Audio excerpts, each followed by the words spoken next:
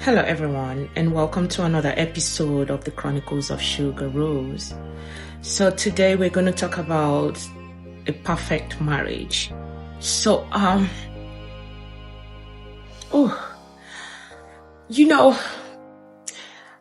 always say it. You and I know there's no perfect marriage. There's no perfect formula to a perfect marriage, so to speak. Let me repeat myself. There is no perfect formula to a perfect marriage. They all have different formulas, right? But it all arrives at the same thing. It's just like you making lasagna or mac and cheese or with us, jollof rice. At the end of the day, it's still what? Jollof rice. Now, it depends on if it's sweet, good looking, or otherwise, right? So I always use myself as an example because, this is my second missionary journey, and I wouldn't love to be in a second missionary journey, but then again, I believe that God has a reason for making it so. Maybe God is giving me a second chance because of the mistakes that I made in my first marriage. That's one. Secondly, because maybe I married the wrong person, because your partners can be good. The man can be a good man, the woman can be a good woman, but then again, they're not good for each other. I don't know if you've seen that, but yes, it does happen. So now that God has given me a second chance, He did not just give me a second chance, He gave me a perfect person for me, because He knows the kind of person that I am. My wala is too much. My wala is too much. So God just gave me an angel Gabriel. That's his name. But anyway, so here's the thing, they always say, there's a saying that the one who recovered from an injury becomes a captain to people who are wounded, to the wounded people. And this is me. I recovered, and I want to use my story to make you learn and not to make that kind of mistake. So here's the thing. In my first missionary journey, right, I used to bark like a dog. Before he said something, I would say 10 and I'll keep it, and I work hard, I had like 2 different jobs, and I was working out, I was rubbing it on his face like, yes, I'm making that money. So there's nothing you can do. You can do more than a hanging pant, So that one. The second one is, I go out and I don't let him know. I feel, well, I'm bringing the bread. I'm bringing the majority part of the bread, the bigger portion of the bread, so to speak. And why should I tell him where I'm going and all that stuff? That's one. Another thing, when I'm doing something for the children, I just go ahead and do it. I don't even bring him into play. I don't discuss it with him. I just feel, okay, since I'm financially buoyant, I'm bringing the bigger portion of the bread, like I said, I can just go ahead and do it. So yeah, are you writing these things down, all the mistakes that I've made? The other one is, I had male friends. I had a lot of male friends. I can go out with male friends. I will be like the only woman in the midst of all these men, and I didn't see it as anything. And when my ex talked about it, complained about it, I was like, you are insecure. You have, like insecurity issues and all that stuff. You're not secure. Why should you? But I am married now, blah, blah, blah. Then another thing that I did on my first marriage was having a male bestie. I mean, he was so close to the point of, you're not supposed to be that close. Yes.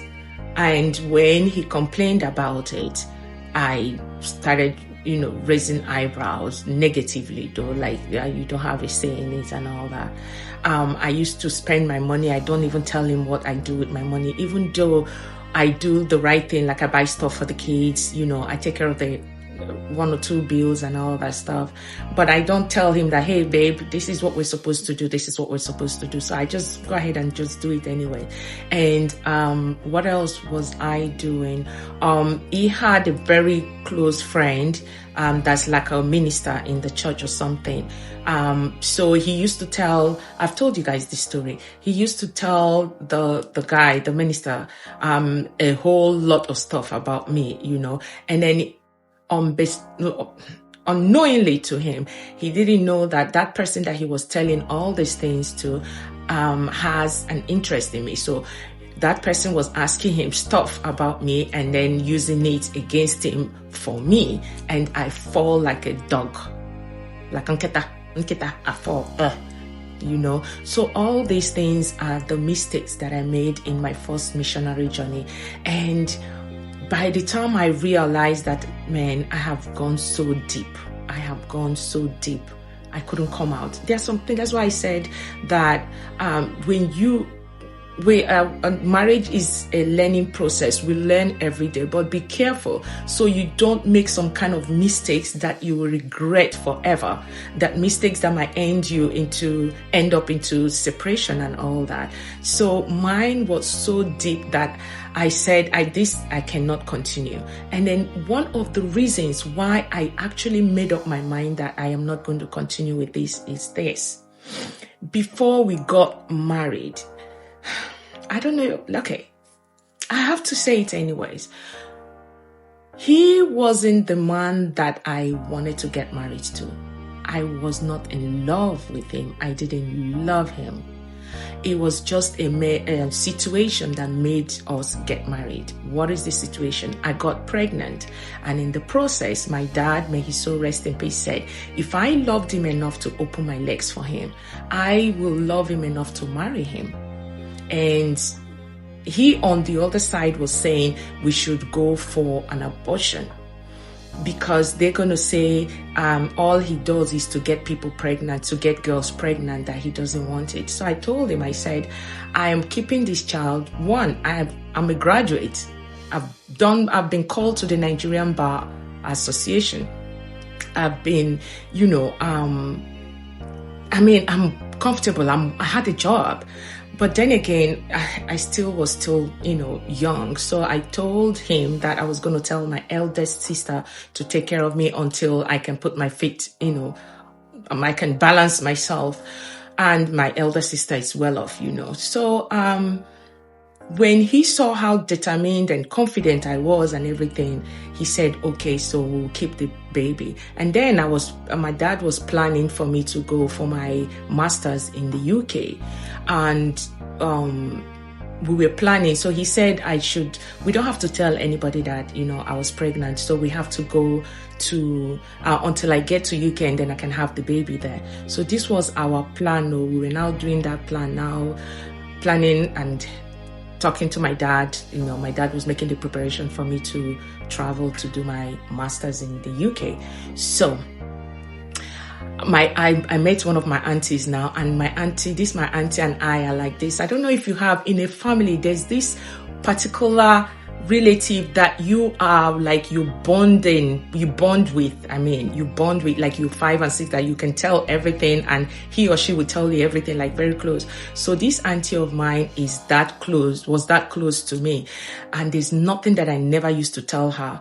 So this particular unfaithful day, she saw me and she was like, you're glowing, what's going on? And then she touched my stomach. My stomach is a little bit round like this. When somebody has, like soft stomach, and when the person is pregnant, the stomach is kind of like hard and round. So she touched my stomach. She said, what's going on? Do you have fibroid? I said, God forbid, I don't have fibroid. And then I told her that she should promise me that she wasn't going to tell anybody. There's something that I want to tell her. And then she said, oh God, you've been telling me stuff. She's elderly, like older than me. And I told her that I was pregnant and everything, but I don't want to tell anybody until when I get to the UK, I'm going to have the child and all that. So she was like, oh, that's a very good plan. Obeni, I didn't know that immediately I finished talking to her and I left her house, she called my mom. May her soul rest in peace. She called my mom And then when she called my mom,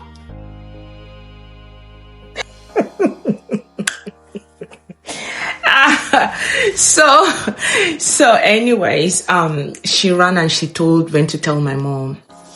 My mom now called me and asked me if I was in my elder sister's house. I said no. She said, oh, okay, that can I come to Benin? I was like, I'm at work now. They're not going to let me. She said, if I can leave on Friday immediately after work, and then I can go back, like to Lagos on Sunday. So I was like, for what now? She said, oh no, that I should come and see my dad, and my dad was not feeling too well. I said, oh Benny, I'm not the first child. I'm not second, third, I'm not fourth. Why are they calling me? She said, because my dad wants to see me. That if I don't come now, that my dad fit by you. I should. And hey, when she said that, I said, say no more, that I was coming. I ran to Benin. Immediately, my mom saw me. She prepared meal for me, everything. I was like, why this preferential treatment, this VIP treatment? I didn't know she has her own thing in her mind, So she was not looking at me. So I was wondering, hey, God, with this woman, with her ancient and modern eyes, I think she's beginning to suspect that, like I was pregnant. So, after everything, she now said that, okay, so we finished eating. I finished eating and I went to my room. So at night, around like 9-10 o'clock, she called me. She said my dad wanted to speak to me. So she now sat down. And every time my mom sits down and does like this and be looking at you, just know that there's wahala. It's either you don't buy market or market buy you, either of the two. So anyway, my mom now sat down there and was looking at me like this. So my dad now came, sat down, cleared his throat. What is this that I'm hearing that you're pregnant? Oh!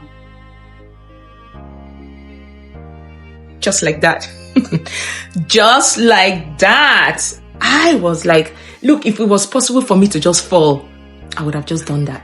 I said, they did not even ask me if I or I am not or nothing like that. My dad just went straight to the point. And then, he didn't give me time to arrange myself to know the kind of lie that I was going to blow. No, he didn't. So he asked me, he said, I'm asking you now. So, you're pregnant. So what is it? Because my dad is was a staunch Catholic, man. He's so rest in peace. So, and he was planning to become a knight. And, in Nigeria, I don't know how they do it in other places, but in Nigeria, you have to be clean in all ramification. Your wife must be a Catholic. You must not have kids that have kids outside wedlock. Everything must have to go prim and proper.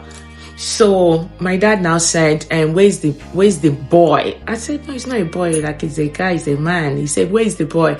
I said, he's in Lagos. He said, okay, if you love him enough to open your legs for him, you will love him enough to get married to him. So you people are getting married. I was like, no, that is not like that. We've not got into that. He said, I have said it. So I said, okay, I'll have to go and explain to him. He said, don't explain to him. Tell him that this is what I said. You have to get married before this baby is born. Okpari, he now stood up and left. So I now started looking at my mom like this with bombastic side eye. My mom now started looking at me like this. So we were looking at each other for a while. I didn't know what to say, Anyways, she just stood up and left and said, are you having the baby here, Abi? You're having the baby in UK. Immediately, my dad now said, no more UK. The baby will be born here in Benin. Okpari. And that is how my master's in UK ended. Bakam, I no go again. Was I upset? I was upset because I'd already made plans how I was going to have this baby in UK and everything. I go come born the pikin for it. I said, okay, no problem. So I called my then baby daddy, that now became my ex-husband, and I told him that this is what my dad said. He said, Anna is not going to work. So he called his brother. And then the brother now said he's not going to work. They now did all of that, and eventually he had to travel home to tell his mom. His mom raved, especially being that I am not Igbo. The mom raved, But it is what it is.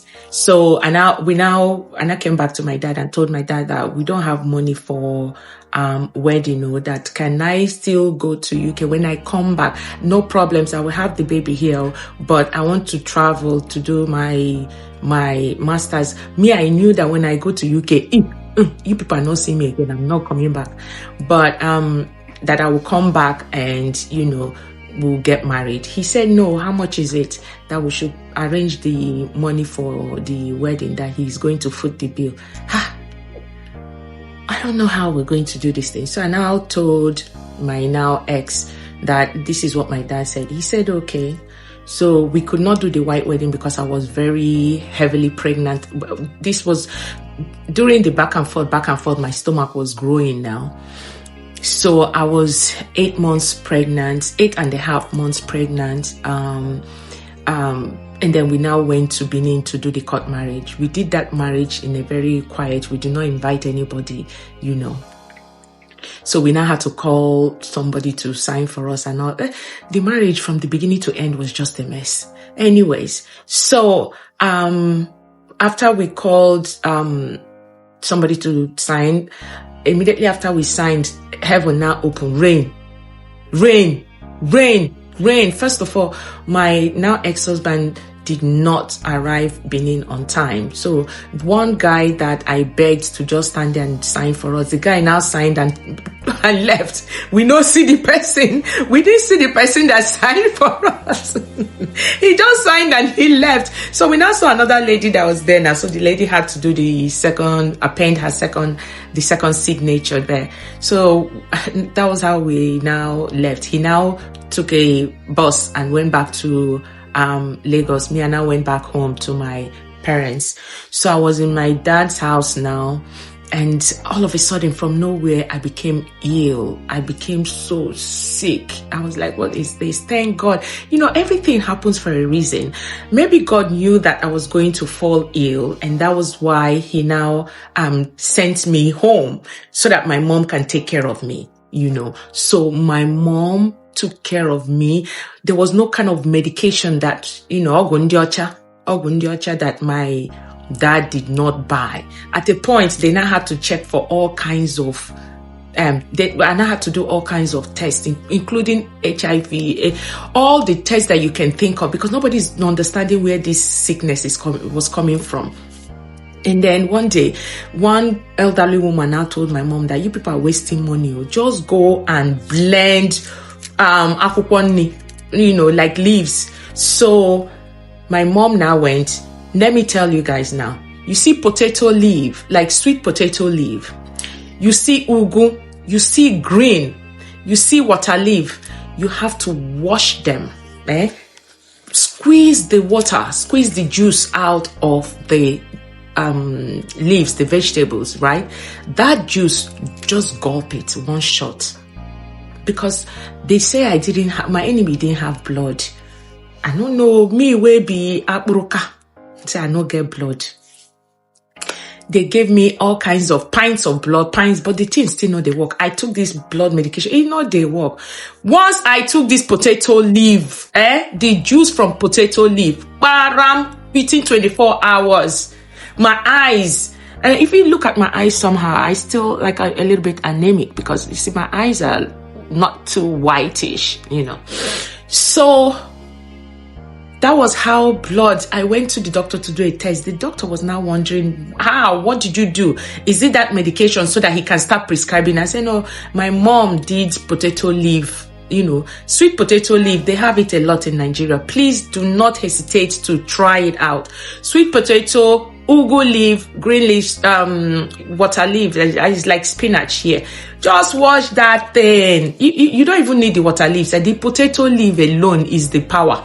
We just put that ugu leaf just to add to, the potato leaf. That's just one. But let me tell you, the juice is very slimy. So we kept all the medication aside. We started taking that medication. Okay, I became healthy. Fast forward, I had my baby in Benin from one midwife. She just did what she did. That midwife, if you're still alive, I will find you, because you are just a wonderful one. wonderful, wonderful woman, you know. So anyways,